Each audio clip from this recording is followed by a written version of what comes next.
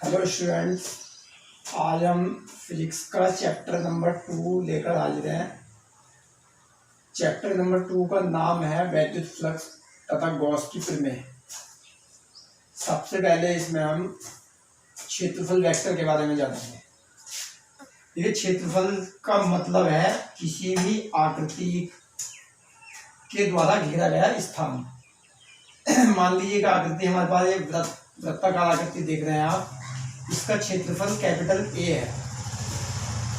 इस वृत्ताकार क्षेत्रफल की आकृति के लंबवत हमने एक रेखा खींच ली है। इस रेखा को हम कहते हैं एकांक वेक्टर। तो जो भी वृत्त का क्षेत्रफल आया या क्षेत्रफल दिया था या हमें पृष्ठ दिया हुआ था, इस पृष्ठ के लंबवत खींची गई वेक्टर रेखा को हम क्षेत्रफल वेक्टर से निरूपित करते हैं। यानी जो वेक्टर रेखा में खींची है, इस वेक्टर रेखा का परिमाण या मान उतना होगा जितना इस पूरे क्षेत्रफल का मान हमें दिया हुआ है। यानी हम ये कह सकते हैं कि किसी पृष्ठ का क्षेत्रफल वेक्टर वह परिमाण होता है जो उसके क्षेत्रफल के आंकिक मान के बराबर होता है। यानी मान लीजिए अगर इसका क्षेत्रफल हमें 5 वर्ग मीटर दिया हुआ है, ए बराबर 5 वर्ग मीटर, तो हम कह सकते हैं कि इसका जो क्षेत्रफल वेक्टर है वो क्षेत्रफल वेक्टर भी कितना होगा, 5 वर्ग मीटर होगा। केवल क्या डिफरेंस है, क्षेत्रफल के साथ वेक्टर का चिन्ह लगा देने पर जो राशि बनती है वो क्षेत्रफल वेक्टर कहलाती है। यानी हम इसको इस प्रकार से लिख सकते हैं, किसी पृष्ठ के क्षेत्रफल के लंबवत क्षेत्रफल के अभिलंबवत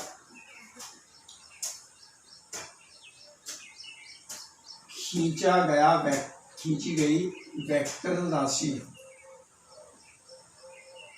खींचा गया वेक्टर क्षेत्रफल वेक्टर कहलाता है। यानी हम कुल मिलाकर के ये कह सकते हैं कि किसी भी पृष्ठ के अभिलंबत उसकी दिशा को प्रदर्शित करने के लिए जो वेक्टर होता है वो क्षेत्रफल वेक्टर कहलाता है। इस क्षेत्रफल वेक्टर का परिमाण क्षेत्रफल के मान के बराबर होता है। यानी ए बराबर होता है n इंटू ए, जहाँ n जो है ये एकांक वेक्टर को प्रदर्शित करता है, यानी इसकी वैल्यू 1 होती है।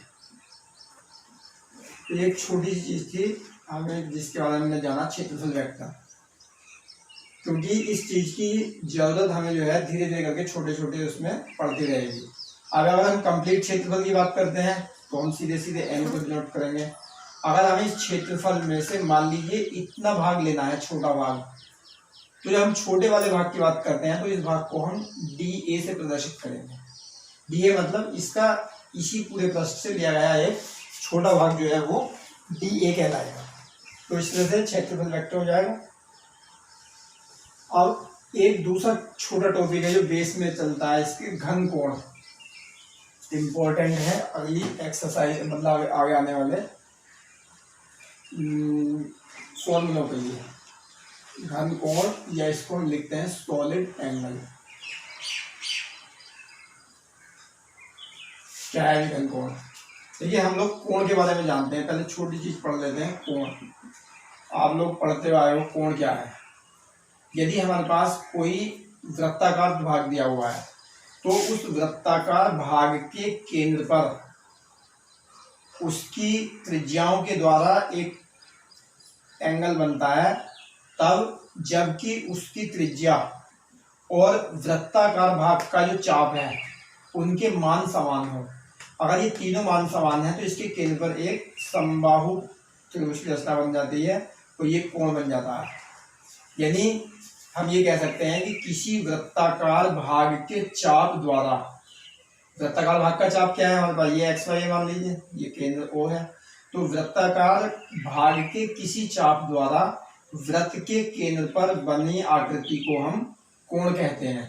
और इसका मात्रक क्या होता है कोण का, हम लोग जानते हैं कोण होता है रेडियन में या अंश में होता है, लेकिन जब हम इस त्रिभुज की बात करते हैं तो इसका मात्रक केवल रेडियन होता है। ठीक इसी प्रकार जिस तरह से वृत्त के केंद्र पर कोण बनता है, उसी तरह से हम लोग यहाँ आकृति पढ़ेंगे गोले के लिए। यानी अगर हमारे पास एक गोला दिया हुआ है तो इस गोले का क्षेत्रफल क्या है, कैपिटल ए है। तो इस गोले के पूरे क्षेत्रफल के द्वारा इस गोले के केंद्र पर जो कोण बनेगा उस कोण को हम घन कोण कहेंगे। लेकिन चूंकि यहाँ हमें पूरे क्षेत्रफल की बात नहीं पढ़नी है, हम क्षेत्रफल के किसी एक छोटे भाग के द्वारा बना कोण जानेंगे। पूरा क्षेत्रफल कितना है, कैपिटल ए है। हमने इस पूरे क्षेत्रफल का एक छोटा सा भाग लिया है, ये इतना भाग। तो जब छोटा भाग लेंगे तो इसका मान छोटा होगा, यानी इस क्षेत्रफल को हम डी ए से प्रदर्शित करेंगे। और ये क्या है, इसका गोले का केंद्र है, और केंद्र से परिधि तक की दूरी क्या होती है, त्रिज्या होती है। यानी इस तरह से हम ये कह सकते हैं कि जिस प्रकार किसी वृत्त के पृष्ठ द्वारा या वृत्त के किसी चाप द्वारा वृत्त के केंद्र पर एक कोण अंतरित होता है, उसी प्रकार गोले का एक छोटा भाग भी गोले के केंद्र पर एक कोण बनाता है। इस कोण को हम घन कोण कहते हैं। परिभाषा में आप सिर्फ इतना शो कर सकते हैं, गोले के लघु अवयव द्वारा, गोले के पृष्ठ के लघु अवयव द्वारा गोले के केंद्र पर बना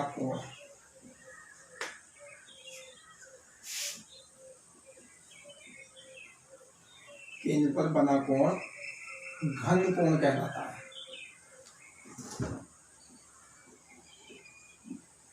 इसे डी ओमेगा से प्रदर्शित करते हैं। डी ओमेगा कह लो या ओमेगा कह लो, क्योंकि डी ओमेगा क्या है, ये छोटा अवयव है। ओमेगा की बात करेंगे तो ओमेगा पूरा अवयव हो जाएगा। अब चूंकि ये गोले के पृष्ठ के द्वारा बना हुआ है, गोले का पृष्ठ क्या होता है भाई, क्षेत्रफल, और क्षेत्रफल को हम डी ए या ए लिखते हैं। हम लोग मैथ में पढ़ चुके हैं, गोले का पृष्ठ होता है 4 पाई आर स्क्वायर। 4 पाई क्या है, कांस्टेंट वैल्यू है।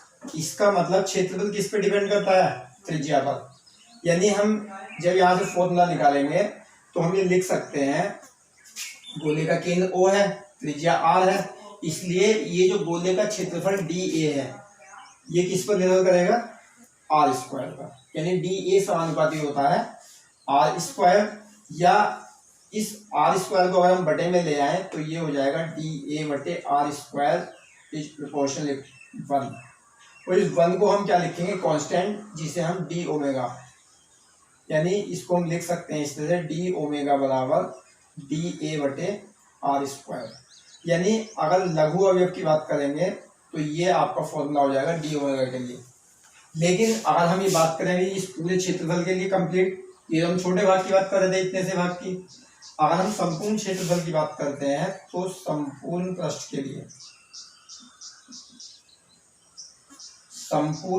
के लिए कैपिटल ए बराबर होता है 4 पाई आर स्क्वायर, और डी ओमेगा की जगह कितना हो जाएगा आपका ओमेगा।